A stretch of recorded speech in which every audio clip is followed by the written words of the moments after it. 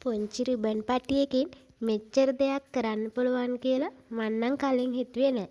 ඒත් බලන්නකෝ රිබන් එක නමලා පුච්චලා රිබන් පටි ටික ලස්සන රෝස පෙති වෙන හැටි.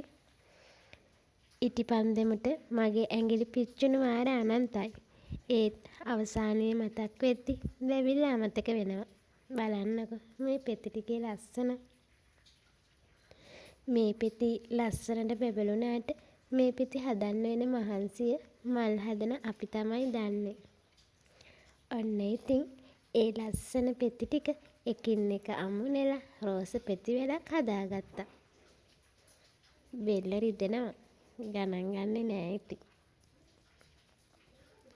ඔන්න බලන්නකෝ අන්තිමට අපි හදාගත්තු මේ ලස්සන පෙති වැල ගොඩක්ම ලස්සන රෝස මලක් වෙන අපූරුව. මේ එක මලක් විතරයි යාළුවනේ. ඔයාලට දෙන ලස්සන ෆ්ලවර් බොකේ එකක මේ වගේ පෙති 100 ගණනකින් රෝස මල් ගොඩක් හැදෙනවා.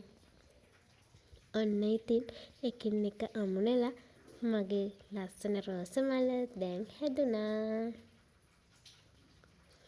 රිබන් එකකින් කතා කරන්න බැරි වුණත් ගොඩක් දේවල් කියන්න පුළුවන් රෝස මලක් හැදුනා. මහන්සි නෑ. පුදුම සතුටක් තියෙන්නේ.